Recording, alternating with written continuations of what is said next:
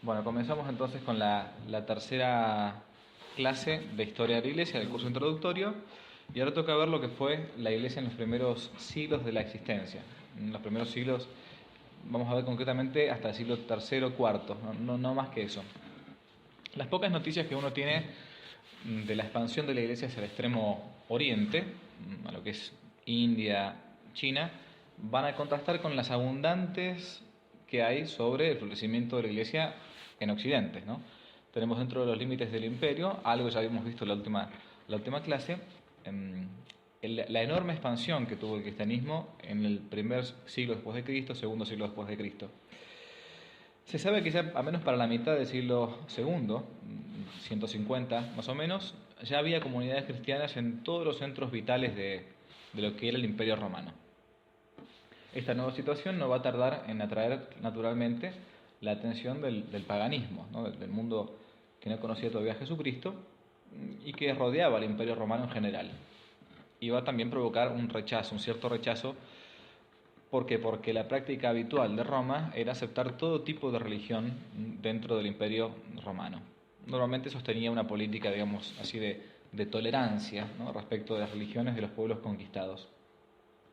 Pero con los cristianos va a pasar algo distinto. Ahí tenemos, por ejemplo, el panteón de los dioses, donde todavía se conserva en Roma el famoso templo dedicado a todos los dioses. Panteón significa todos los dioses o de todos los dioses, ¿no?, donde se hacía culto público en Roma, en la capital del imperio, a los dioses más importantes de Roma, de la Roma imperial. Y uno podría preguntarse entonces, ¿por qué rápidamente los cristianos van a encontrar oposición dentro del Imperio Romano? Porque la principal característica que va a molestarle a los romanos va a ser esa pretensión de absolutez del cristianismo. Va a ser la única, la religión cristiana, dentro de los marcos del Imperio Romano, que va a intentar decir, bueno, nosotros no aceptamos el resto de las religiones. Solamente la única religión verdadera es la religión cristiana. Es decir, no consentían que todas las religiones fueran iguales. Por primera vez aparecía, este es el panteón, aparecía un movimiento religioso que consideraba a su Dios no como una divinidad particular más, ¿no?, sino como el único Dios verdadero, el único Dios salvador. Los dioses paganos para el cristianismo eran dioses falsos, o bien, como San Pablo va a decir, eran demonios. San Pablo va a decir en la carta a los Corintios, primera carta, capítulo 10, los que sacrifican, los gentiles, a los demonios y no a Dios sacrifican. Esta separación los va a presentar ante los paganos como enemigos de la civilización.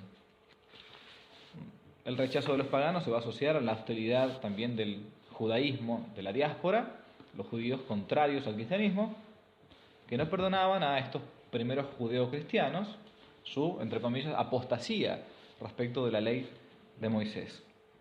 Y van a fomentar sobre todo la inquina de los paganos contra ellos.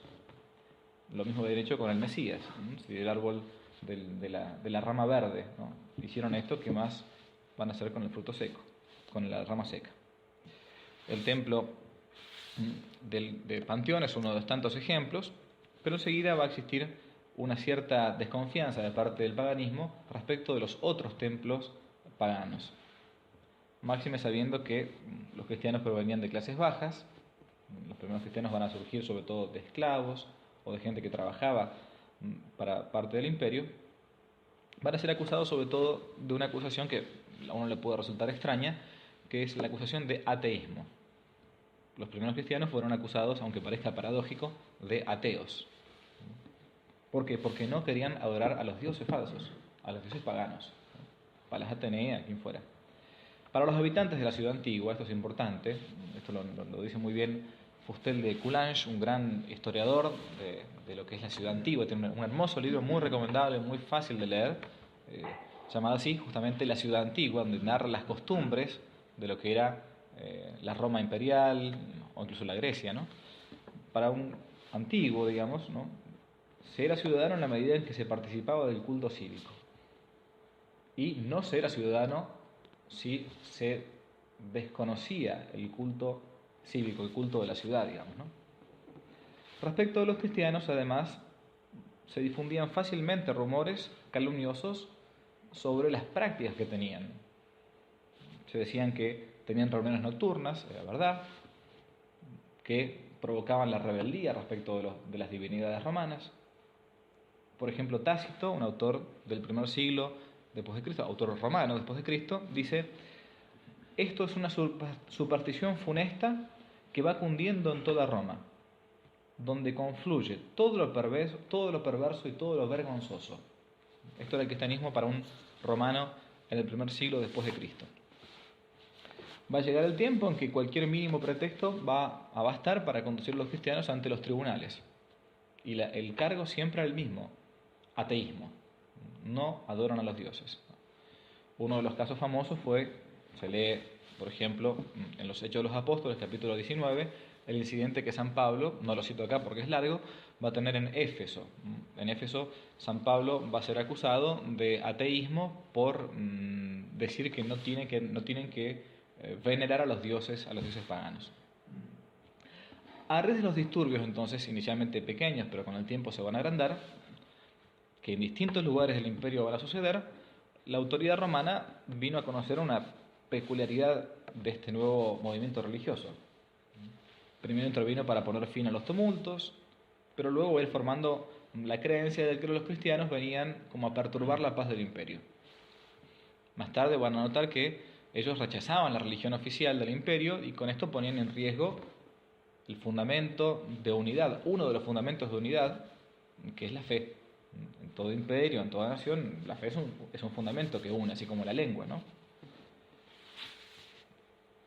La lealtad al imperio, la lealtad al emperador, era un gesto no solamente político, sino también un gesto religioso. Acuérdense de lo que vimos en la clase pasada: el emperador, a su vez para Roma, era Dios, era Divus. No era un Dios encarnado, sí, pero al menos tenía el título de Divus, como vimos con el tema de Augusto. El enfrentamiento entonces entre el cristianismo y el imperio va a comenzar a manifestarse primero en escaramuzas aisladas, sueltas, de la población pagana, más aún teniendo en cuenta que judaísmo y cristianismo eran más o menos, para Roma, más o menos la misma cosa. Un cristiano era un sectario de judaísmo, un judaísmo que era conocido en Roma. Y va a ser en el año 50 en que, por ciertos tumultos, el emperador Claudio va a decretar, por causa de los cristianos, interesante el dato, por causa de los cristianos va a decretar por primera vez la expulsión de los judíos de Roma. Año 50, se lee, por ejemplo, en un texto de Suetonio, un historiador romano, dice así: el emperador Claudio expulsó de Roma a los judíos que provocaban alborotos continuamente a instigación de un tal Chrestos. Chrestos es Cristo, justamente Jesucristo. Entonces el emperador Claudio va a echar a los judíos de Roma por culpa de los cristianos, digamos, ¿no? Es justo ante esta expulsión que en torno al año 50 San Pablo va a conocer en Corintio a un matrimonio que va a ser muy muy conocido en los Hechos de los Apóstoles: Áquila y Priscila, que lo van a acompañar. Ellos justamente habían emigrado, se habían ido como judíos de Roma por la expulsión del emperador Claudio. Van a comenzar entonces las persecuciones, las primeras persecuciones del imperio, que van a merecer pena de muerte. En total van a ser 4, englobándolas a modo de resumen simplemente, las grandes persecuciones que va a tener el cristianismo bajo el imperio. En estas primeras 4 siempre la causa general va a ser esta acusación de ateísmo, pero en segundo lugar la persecución del judaísmo contra los cristianos que están instigando al mundo pagano para que fuesen perseguidos. La primera persecución, yo la menciono, después vamos a verla un poco más con detenimiento, va a ser la del emperador Nerón, el famoso emperador Nerón, la segunda la de Domiciano, la tercera la de emperador Trajano, emperador español, y la cuarta y última la de Marco Aurelio, entre otras. También la de Diocleciano, vamos a nombrar algunas de estas. ¿Cuáles eran las acusaciones en general respecto del ateísmo de los cristianos? En primer lugar, que eran exclusivistas. Valga la pena acá hacer una especie de paréntesis. Muchas de estas cosas de las que uno está, porque siempre la historia hay que verla en perspectiva contemporánea, ¿no? Como decía un autor italiano, toda historia es historia contemporánea. Es imposible escindir, dejar de lado la historia antigua y la historia moderna, ¿no? Entonces es interesante que uno haga el paralelo con nuestro cristianismo actual. Primera acusación: eran acusados de exclusivistas, es decir, hoy podemos decir de intolerantes, digamos, ¿no? O sea, que no aceptaban que otras religiones fuesen también, ¿no?, válidas, lícitas. Simplemente para un cristiano los dioses paganos eran demonios, eran falsos, no existían, era una idolatría, punto, sencillo. Su culto era ineficaz, por lo tanto no había que hacer ningún tipo de culto a Apolo o a Jano o a quien sea. En segundo lugar, promovían la reyesía de Jesucristo. No solamente había que rendir culto privado, sino que Cristo tenía que intentar reinar en toda la sociedad. Eso es la reyesía, Cristo es Rey, ¿no? Lo vemos nosotros en la fiesta de Cristo Rey. Solamente a Él se le puede rendir un culto verdadero. En tercer lugar, aunque parezca cómico, se los acusaba de proselitistas. Proselitistas. No se quedaban encerrados en sus casas, sino que hacían apostolado activo, una abierta propaganda de su fe para convencer a los demás. Esto que algunos dicen que puede ser un pecado, realmente no lo era, al contrario. Se decían que eran como ateos e impíos. ¿Por qué? Porque rechazaban la religión oficial, se negaban a adorar a los dioses del Estado romano. También se los acusaba de una superstición extranjera.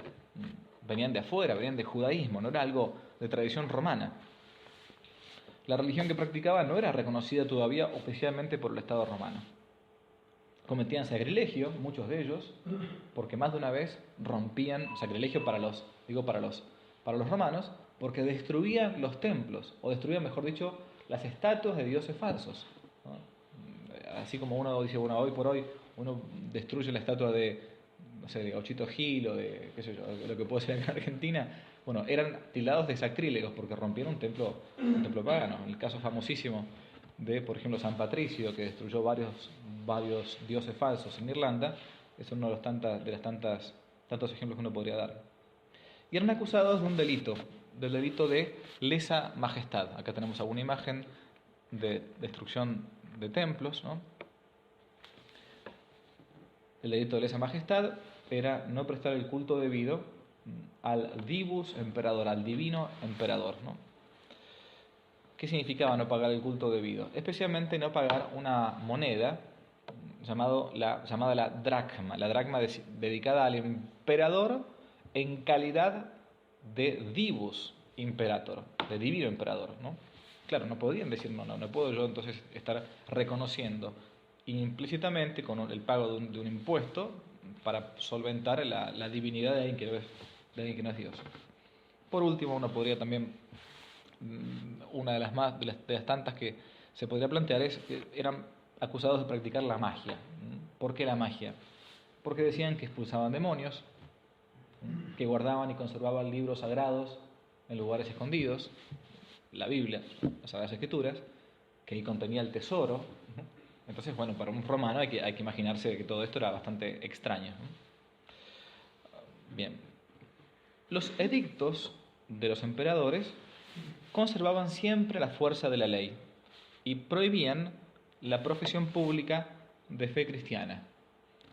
Y van a hacer que los cristianos tengan que escoger o entre la apostasía o la condena legal.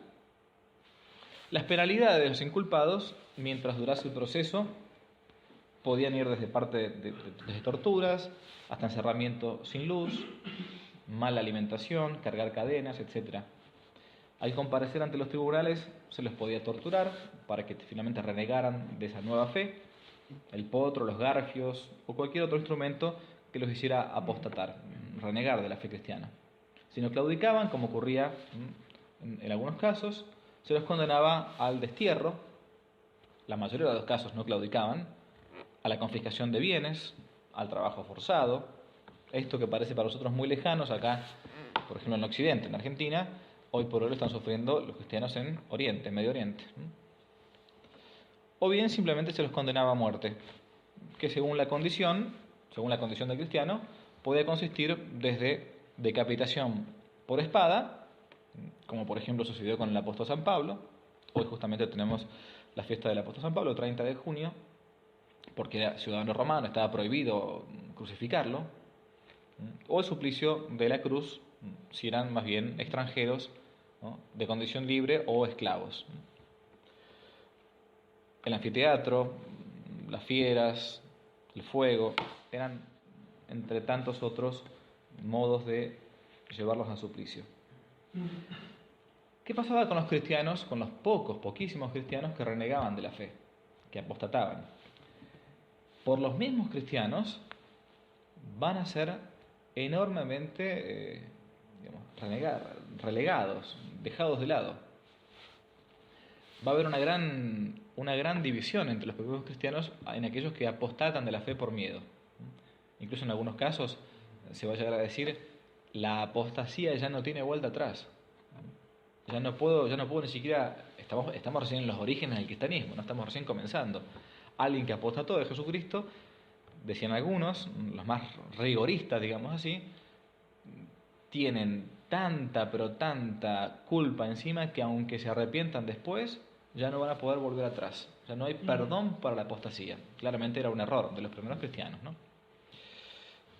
¿Cómo era el modo de apostatar, de renegar de la fe? Los mismos cristianos comienzan a tener un léxico especial para esto.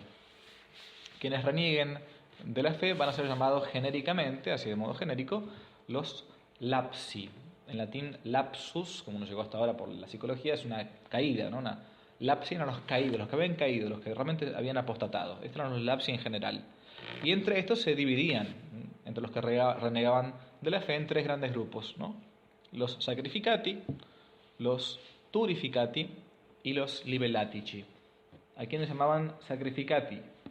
A los que cometían el acto de apostasía de sacrificar alguna ofrenda clarísimamente de modo externo a los dioses paganos o a algún dios pagano.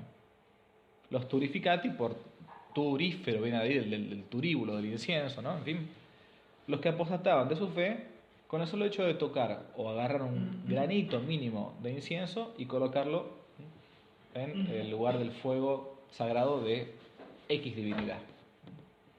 Y por último, los más, hipócritas o políticamente correctos, que querían quedar bien con Dios y con el diablo, los llamados libellatici, que eran los que pagaban por un libelo, por un certificado, sin haber hecho el acto, ¿no? Un certificado de, bueno, yo hice esto, aunque no lo hice, ¿no? Es como si fuera una especie de coima para poder tener un certificado de buena conducta, digamos, ¿no? Algo así. Los libellatici por esto, por el libelo, por el texto que recibían, la factura, digamos, como si fuera la factura de la FIP sin haber pagado el impuesto. Bien. ¿Cuáles fueron las persecuciones? Dijimos que fueron 4 grandes persecuciones. La primera, y la que más va a agarrar, digamos, de improviso a los cristianos, va a ser la gran persecución del emperador Nerón, el famosísimo emperador Nerón. Las primeras medidas contra los cristianos las va a tomar este infame, insano, un hombre realmente absolutamente loco, que va a ser Nerón. Y se va a desatar especialmente a partir del famoso incendio que padeció Roma en el año 64 de nuestra era. Se nos relata que en aquella época se declaró un incendio espantoso en toda Roma. Esta es una famosa imagen del incendio de la ciudad de Roma. Los incendios eran frecuentes en Roma, era la capital del imperio, imaginémonos, absolutamente cosmopolita, muchísima gente pobre iba a vivir, como en todas las capitales, a los lugares, a la capital del imperio, quiero decir. Y en el año 64, concretamente en el mes de julio del 64, en los alrededores del Circo Máximo, hoy estaría como un poquito a las afueras, hoy por hoy no, en aquella época mejor dicho, como las afueras de Roma, se encontraban muchos barrios humildes, digamos hoy villas, miserias, digamos las favelas, ¿no? En ocasión de un incendio que se desató en el año 64, es que va a comenzar una gran persecución contra los cristianos. De los 14 barrios que existían en Roma, 10 van a perecer por las llamas en aquel momento. Las llamas avanzaban por las calles, la gente huía despavorida, muchísima gente que fallece en este incendio. Un drama que va a durar en la historia de Roma una semana entera. Muy conocido el incendio de Roma. Algunos decían que se había tratado de un mero accidente, otros de una posible operación más bien de urbanismo poco convencional de Nerón, que mandó quemar él mismo parte de Roma para deshacerse de un montón de gente humilde, pobre, que vivía a las afueras, en las periferias de Roma. La mayoría de los romanos, sin embargo, planteaba que era un castigo de los dioses por la vida disipada y absolutamente loca del emperador Nerón. Nerón va a pasar a la historia como el más loco de los emperadores romanos, ¿no? Por ejemplo, una de las cosas que hizo Nerón fue mandar a cortarse las venas a su tutor, su preceptor, el famosísimo filósofo romano Séneca, muy famoso de Séneca. Mató, por ejemplo, a puntapiés a su mujer Popea. Bueno, hay que ver qué habrá hecho Popea también, ¿no? En ese sentido, no sea cosa. Después editamos esta parte del video, no lo dejamos. Pero va a ser esta misma Popea, esta mujer, pro-judía, según el historiador judío también Flavio Josefo, lo vimos la vez pasada, quien va a instigar a su propio esposo, antes de morir con algunas patadas, a cargar las tintas para que, como ella era pro-judía, intentar acusar a los cristianos del incendio de Roma. Un texto muy famoso del escritor romano Tácito dice así. Esto se encuentra en los anales de Tácito, es parte de la historia de Roma. Cito: para acallar los rumores sobre el incendio de Roma, Nerón señaló como culpables a unos individuos odiosos por sus abominaciones, a los que el vulgo llama ya cristianos. Este nombre les venía de un tal Chrestos, el cual durante el reinado de Tiberio, está hablando un romano, es hermoso el texto este porque un romano del siglo I, ¿no? Fue condenado a suplicio por el procurador Poncio Pilato. Reprimida de momento aquella execrable superstición, desbordaba de nuevo no solo en Judea, cuna de la calamidad, sino en Roma, a donde afluye de todas partes toda atrocidad o infamia conocida. Está hablando del Roma de aquella época, ¿no? Fueron detenidos primero los que confesaban su fe, luego, por indicación suya, otros muchos acusados no tanto de haber incendiado la ciudad, cuanto del odio contra el género humano. Hasta ahí fin de la cita de Tácito. Eran odiados como enemigos del género humano los cristianos. Nerón va a promulgar entonces, en el año 64 una ley especial que va a conocerse en la historia del derecho romano como el Institutum Neronianum, una ley específica donde el cristianismo quedaba prohibido. Esto, lo que ahora nos puede sonar como algo, bueno, se prohibió un culto. Para Roma es absolutamente anormal. Roma siempre se jactaba de ser tolerante con las religiones, acuérdense de la vez pasada, salvo con aquella religión que quisiese tener exclusividad en el culto. Aceptaban todas las religiones, salvo aquella que dijese, no, esta es la única verdadera. Era lo único que no se soportaba. El cristianismo va a terminar simplemente prohibido. La medida va a tomar a la iglesia primitiva por sorpresa. En poco tiempo se van a llenar las prisiones de cristianos, los detenidos fueron torturados y muchos decapitados o crucificados en el circo de Nerón, en la colina Vaticana, una de las 7 colinas de Roma.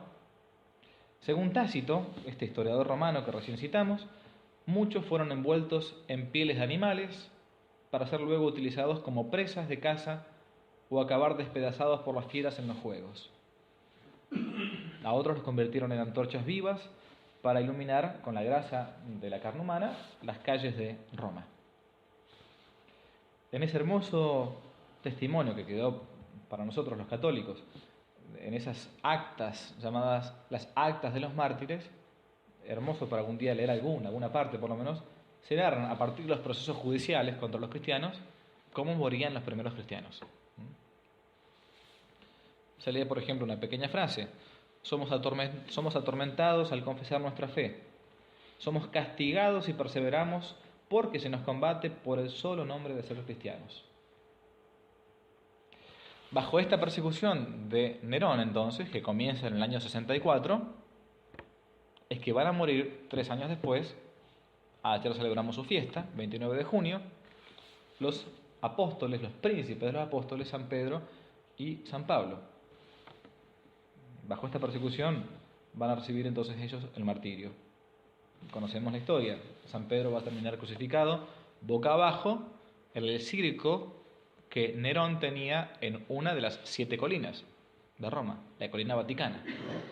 Al lado de San Pedro, mirando la basílica de frente, a la izquierda, medio en diagonal, se encontraba allí el circo, ¿no?, donde hacían las carreras, los espectáculos públicos, el circo de Nerón, el circo privado de Nerón. En ese lugar, para poder Nerón justamente divertirse, va a martirizar a muchísimos cristianos. Entre tantos otros cristianos, no sabía Nerón que San Pedro era San Pedro, claramente, era un loco más, un cristiano más. Va a morir martirizado San Pedro, crucificado boca abajo por un privilegio que él pidió. No quería morir como el Señor, como Jesucristo, ¿no? San Pablo, como tenía ciudadanía romana, aunque había nacido en Tarso, pero la ciudad de Tarso, por un antiguo privilegio, tenía la ciudadanía de Roma, no se le va a permitir la crucifixión. Por eso va a ser decapitado a las afueras de Roma, extramuros, en un lugar donde hoy se conoce como la Basílica de San Pablo alle Tre Fontane, San Pablo en las 3 fuentes, porque cuando decapitan a San Pablo, su cabeza hace 3 piques, ¿no?, y esos 3 piques en el suelo van a surgir 3 fuentes milagrosas de agua que todavía hoy se puede visitar y que habitualmente cura a muchos enfermos. Esta va a ser la primera gran persecución, ¿no? La cárcel Mamertina es una de las cárceles donde San Pablo y San Pedro van a estar retenidos antes de su martirio. La crucifixión de San Pedro, que les contaba recién, y el martirio de San Pablo, decapitado. Se puede decir entonces que desde aquel momento, al menos hasta el año 313 de nuestra era, no va a haber un solo día en que la Iglesia no se sintiera amenazada por el poder romano. 300 años casi de persecución permanente para un cristiano. Los sucesores de Nerón van a tener, con sus más y con sus menos, periodos de fuerte persecución y periodos donde van a dar una cierta libertad a, digamos, los comisarios para ejecutar el Institutum Neronianum para perseguir cristianos. Vamos a ver entonces las principales, dijimos al menos 4. La primera entonces fue la de Nerón. La segunda gran persecución se va a dar con el emperador Domiciano. Domiciano es de unos 20 años después de Nerón, año 81 de nuestra era. Era un hombre de grandes cualidades, bastante soberbio, sin embargo. Se hacía llamar Señor y Dios Domiciano. Defendió la religión nacional como algo propio de Roma, especialmente contra el proselitismo de los cultos que venían de Oriente, y hacía guardar siempre con rigor todas las tradiciones romanas. Va a tomar él mismo la iniciativa de buscar y castigar a los cristianos, permitiendo algo único en el derecho penal romano todavía, que era que se podía denunciar anónimamente a una persona. Eso es algo que ni siquiera la Inquisición permitía. La Inquisición después medieval va a decir que toda denuncia que se haga en contra de una persona, aunque me vaya del tema, vale la pena el paréntesis apologético histórico. El que denunciaba a alguien a la Inquisición tenía que someterse a la pena o la ley del talión. Si era falsa la denuncia que hacía, la pena que se debería aplicar a la persona acusada le cabía a uno. Entonces cada uno se cuidaba bastante. Bueno, con el emperador Domiciano el derecho penal va a dar un cambio en Roma. se permitía la denuncia anónima contra cristianos, cosa que es caótico esto. Nadie sabe quién se hace cargo de la denuncia penal. El motivo de la persecución o del brote de persecución de Domiciano va a ser el hecho de que los cristianos se negaban a pagar una moneda llamada didracma. Didracma era una moneda especial, eran como 2 dracmas, y esa didracma que era destinada, que era obligada a pagar a los judeocristianos, llamémoslo así, era destinada para construir o terminar de construir el templo dedicado a Júpiter que se estaba dedicando en el mismo lugar donde se había destruido el templo famoso de Salomón. La clase pasada vimos la destrucción del templo de Salomón. En ese mismo lugar se va a construir primeramente un templo dedicado a Júpiter. Era una especie de mojada de oreja a los judíos, ¿no? Bien. Por esta época va a sufrir un intento de martirio el apóstol San Juan. Vamos a ver enseguida una imagen. Les quiero leer nada más que una frase breve de esta época del escritor ya cristiano Tertuliano. Decía así Tertuliano: los cristianos tienen la culpa de todos los males. Si el río Tíber se desborda o el río Nilo no riega sus campos, si el cielo está nublado, si la tierra tiembla, si hay hambre o guerra o peste, enseguida los paganos gritaban: a los leones los cristianos, mueran los cristianos. Todo era culpa de un cristiano. En esta época entonces San Juan va a sufrir el intento de martirio. Hay una pequeña iglesia, según la antigua tradición, medio a las afueras de Roma, donde San Juan, detenido desde Éfeso y llevado hasta Roma, en el año 95, va a ser arrojado a una caldera de aceite hirviendo o lo que se llama la iglesia de San Giovanni ad Portam Latinam, San Juan en la puerta latina. En ese lugar, una puerta, la vía latina.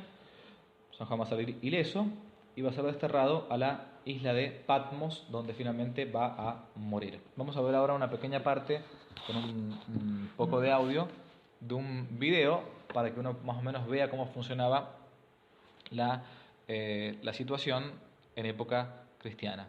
Es un extracto de una película muy recomendable, una antigua película llamada Quo Vadis, de la década del 60, por ahí más o menos. Esta es una versión de hace muy poquito, hecha por unos polacos, ¿no? Vamos a ver si funciona. La novela Quo Vadis es de un autor polaco llamado Sienkiewicz, ¿no? Y hace poquito nomás unos polacos han comenzado han hecho una reedición de esta película. Vamos a ver si anda bien.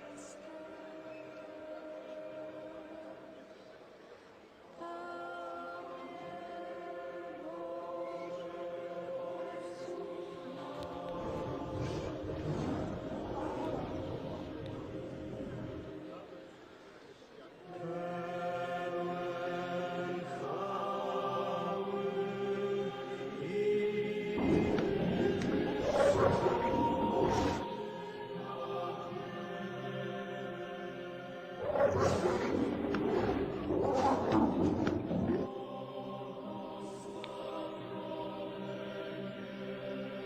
bien.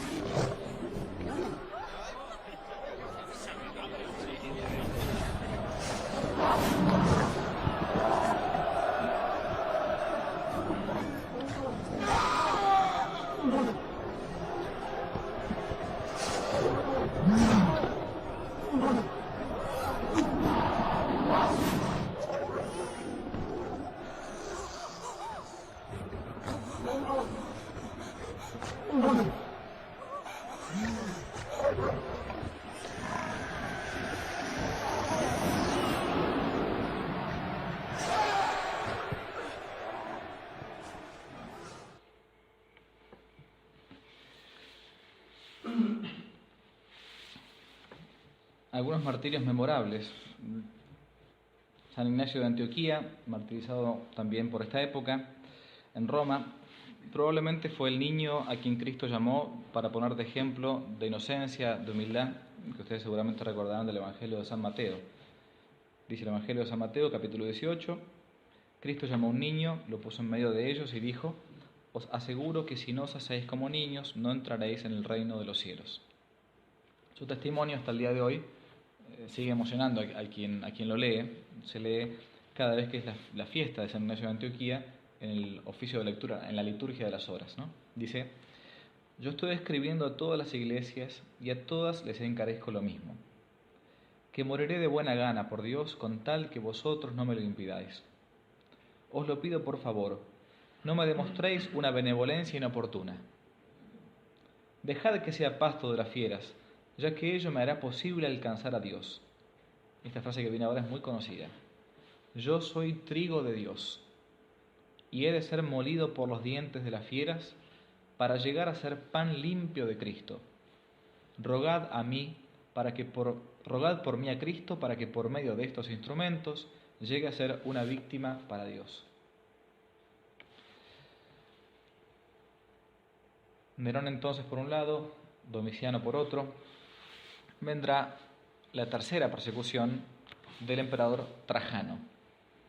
Las antiguas leyes que consideraban al cristianismo como una religión ilícita se van a suavizar bastante con Trajano por un documento llamado el Rescripto de Trajano, por el cual se disponía que, si bien había que perseguir a los cristianos, no había que ir a buscarlos directamente, sino que solamente se los podía castigar cuando alguien hubiese realizado una denuncia, pero de oficio el Estado romano no iba a ir a buscarlos. La segunda disposición importante del Rescripto de Trajano va a ser que si un acusado se declaraba dispuesto a dejar de ser cristiano y lo acreditaba honrando públicamente a los dioses paganos, simplemente no se le imputaba el cargo, no se lo condenaba, no se le quitaban los bienes, como pasaba entonces, aunque uno igual se hubiese arrepentido o lo hubiese hecho, digamos, ¿no? Hubiese apostatado. Durante todo el siglo II, todo el año 100, no va a existir una ley que regule con disciplina uniforme, una ley penal, que regule con una disciplina uniforme contra los cristianos en todo el Imperio Romano. Va a ser muy dispar, muy distinto según las provincias que tenga el imperio en distintos lugares, Oriente y Occidente. Pero el siglo ya III va a encontrar en Roma, bajo el inicio, una gran decadencia. Y la cosa va a comenzar a cambiar.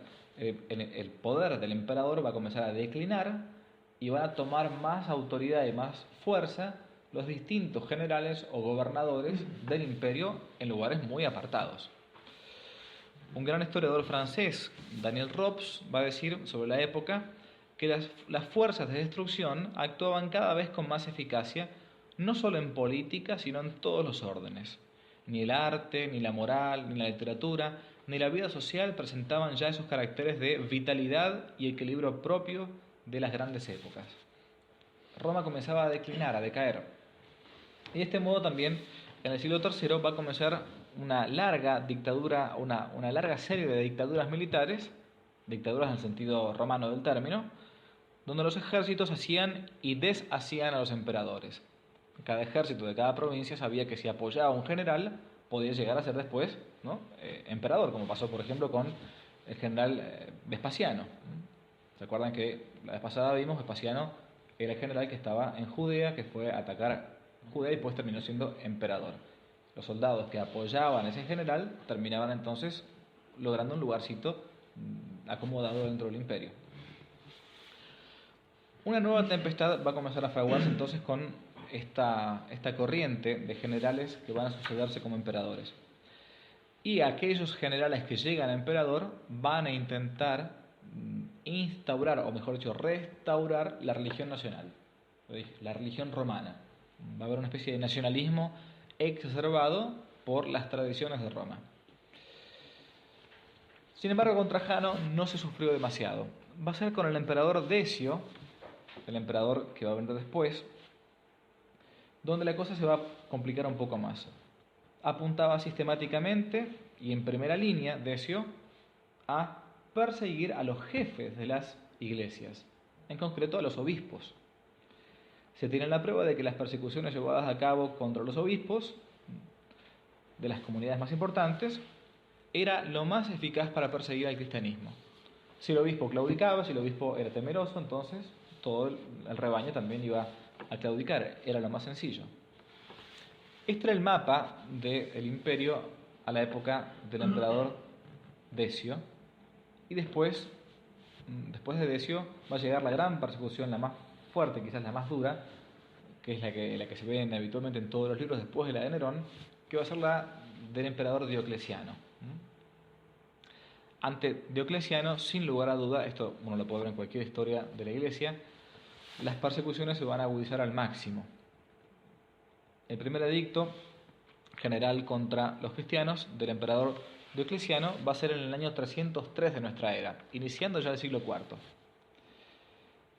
¿Qué es lo que impedía?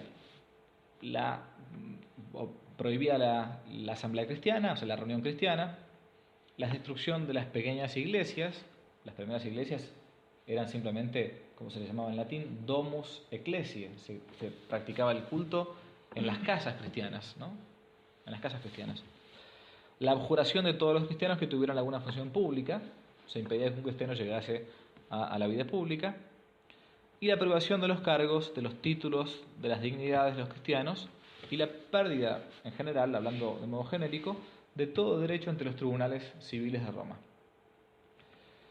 El edicto ordenaba también al clero ofrecer sacrificios a los dioses bajo pena de tormento o de muerte. Y también incluso se va a extender la obligación de sacrificar a todo tipo de cristiano. O sea, es decir, todo cristiano, por el hecho de ser ciudadano de Roma, tenía que sacrificar a los dioses. Y el objetivo principal era obtener por cualquier medio la apostasía, renegar de la fe. Fue en la última y quizás la peor de las persecuciones que tuvo que sufrir la Iglesia. De estas épocas se nos narra, por ejemplo, esto que voy a leer ahora. En Arabia, parte del Imperio Romano, se mataba a hachazos. En Capadocia colgaban algunos de los pies cabeza abajo y encendían debajo de ellos una hoguera para que el humo los ahogase. Algunas veces cortaban la nariz, las orejas, la lengua. En el Ponto hundían bajo las uñas cañas afiladas y vertían plomo fundido en las partes más sensibles del cuerpo. De esta época son algunos de los mártires más famosos que también nosotros hoy recordamos en el canon romano, en la misa. Santa Lucía, por ejemplo, son todos, cuando uno escucha en la misa el canon romano, o también llamado la plegaria eucarística número 1, son todos mártires de los primeros siglos del cristianismo. San Cosme, Santa Inés, San Damián, Santa Catalina de Alejandría, una santa que se le va a tener muchísima, pero muchísima devoción en la iglesia, por nosotros muy poco conocida. Catalina es mártir de Alejandría de Egipto. Va a ser martirizada con una rueda con pinches, ¿no? San Sebastián, soldado romano, se encuentra en las catacumbas de San Sebastián, ¿no? Va a ser matado a flechazos, o va en un intento. Vamos a narrar nada más que al menos dos de estos grandes martirios, que son martirios colectivos. Uno, y muy conocido por entonces, fue el martirio de la Legión Tebana. El testimonio mayor en número se dio bajo el gobierno de un tal Maximiano, y aquí va a ser entonces el martirio, el testimonio de esta legión de Tebas de Egipto. Con este nombre se va a conocer la legión que fue reclutada en la Tebaida de Egipto, al sur del Nilo, al sur de Egipto. Guarda con Tebas que hay dos Tebas, una Tebas en Grecia, del famoso Edipo de Tebas, el parricida, digamos, ¿no? Y otra Tebas de Egipto, al sur de Egipto, de ahí viene el nombre de la Tebaida, que es donde más adelante, Dios mediante, veremos que fue la Tebaida cuando vemos el tema del monacato oriental, el nacimiento del monacato, el lugar donde van a ser el monasticismo, el monaquismo cristiano, sobre todo en Oriente, en Medio Oriente.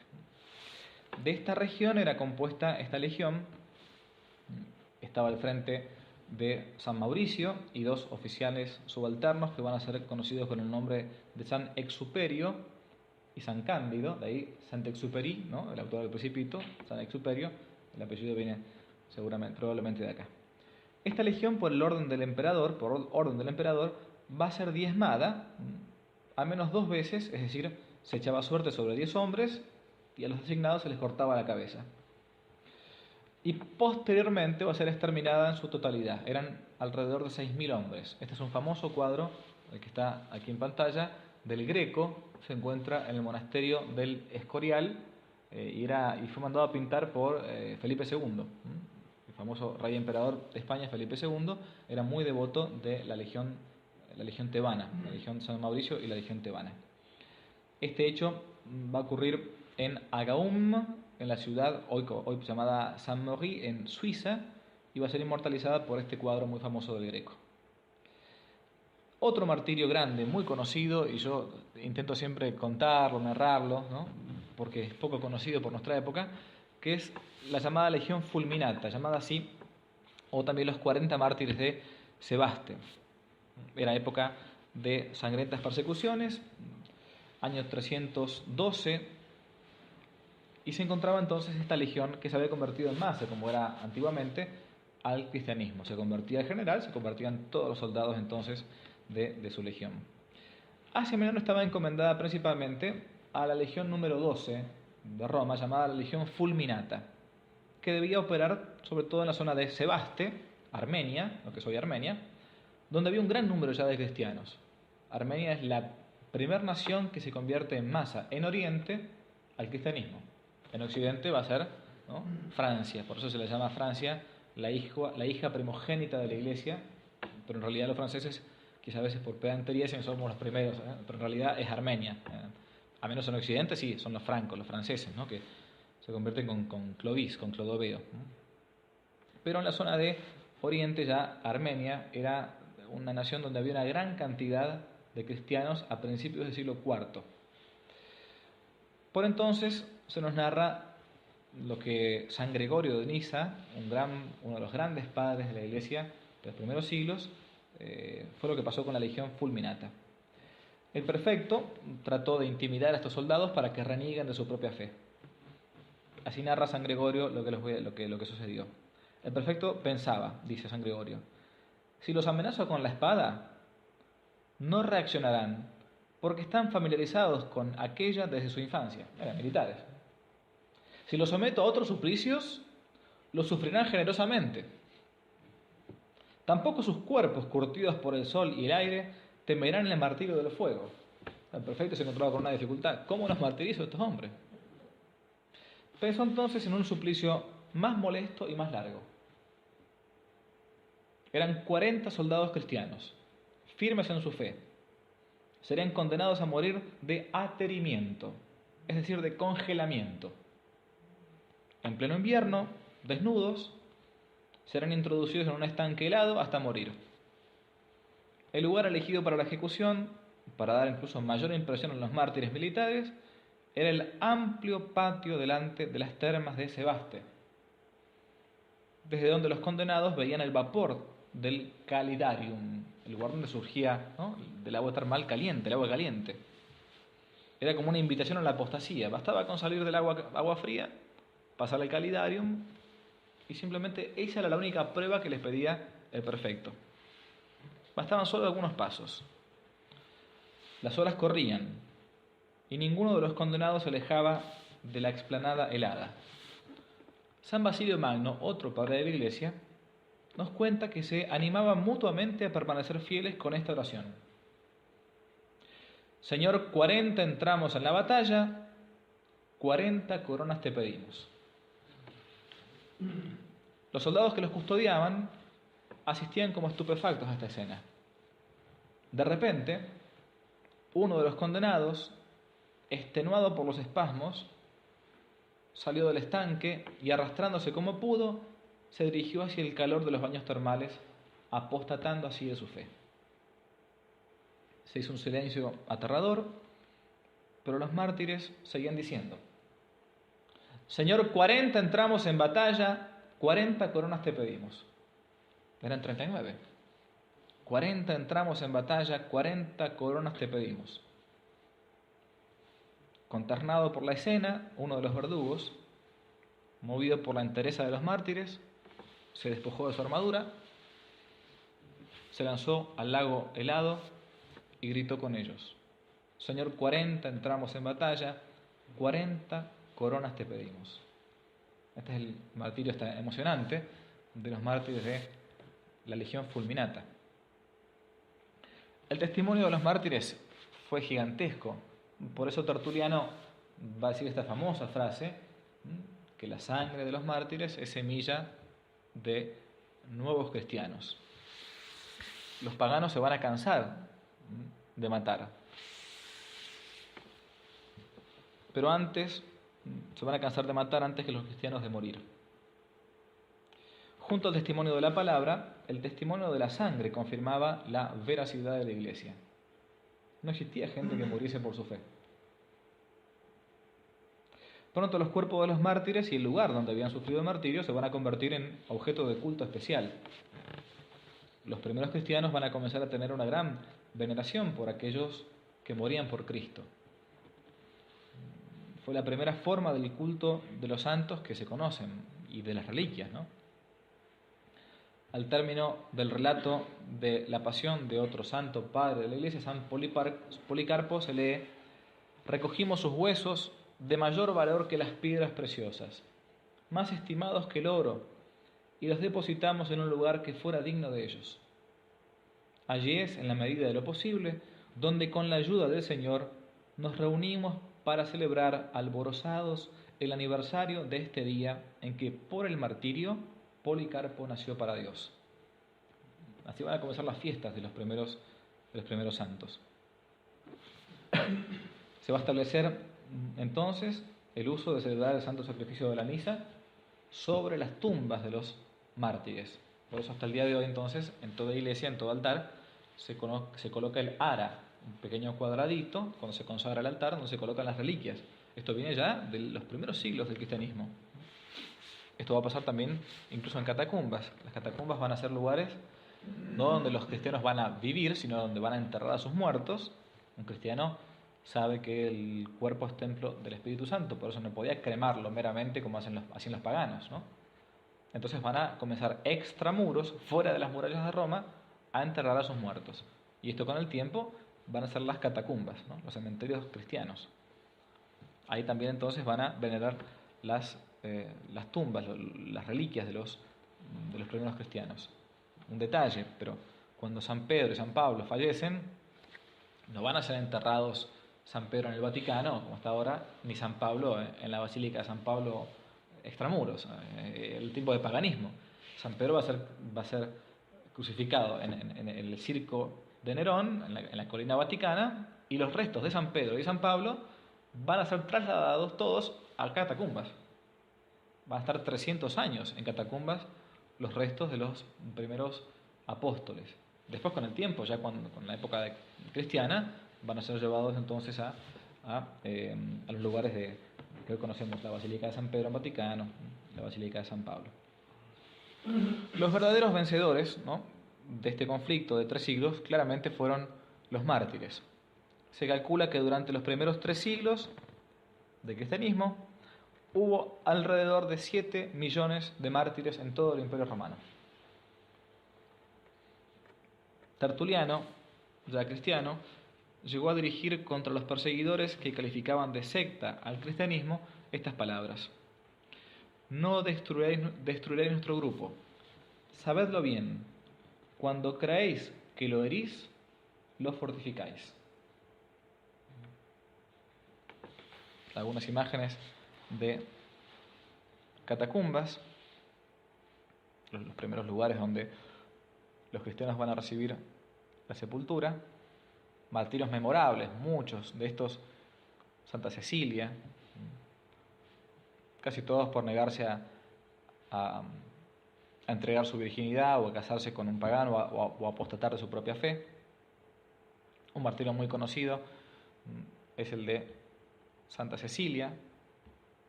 Por su fe en la Santísima Trinidad va a terminar siendo degollada, por eso es que muere con dioses uno y estrino, ¿no?, el signo que tiene en la escultura, el dedo. Las catacumbas también van a ser claramente un lugar donde va a comenzar el primer arte cristiano, el arte paleocristiano. Son de estos lugares, no me puedo detener mucho en este tema porque sería demasiado largo, donde se va a desarrollar sobre todo el arte simbólico, figurativo, porque para evitar que fuesen profanadas las tumbas y que hubiesen tiempos de persecución, destrucción de reliquias de los santos, dispersión de las reliquias, los primeros cristianos van a comenzar con figuras que parecen ser simbólicas, como entre comillas ambiguas. La figura de un pastor llevando una oveja, claramente la figura del buen pastor, de Jesucristo, ¿no? Pero esta figura también existía ya en tiempos de Roma, el pastor con su propia oveja. El famoso anagrama de los cristianos, el pescado, ¿no? Porque cada una de las letras de la palabra pez en griego, la primera letra es una iota, ¿no? Ichthys, se dice así, ichthys se dice así en griego. La primera, Jesús, la I corresponde a Jesús, la J, Christos, ¿no?, y Jesucristo.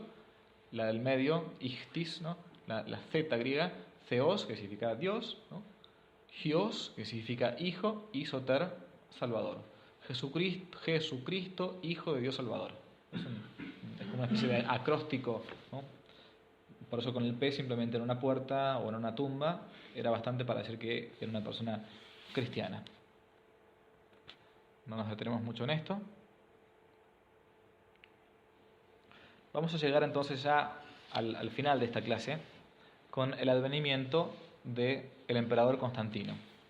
Si algún día van a la Basílica de Luján, aquí en Argentina, en Buenos Aires, y entran a la Basílica de Luján, la primer capilla de la Basílica de Luján, a mano derecha, van a encontrar un vitral extraño, donde dice San Constantino.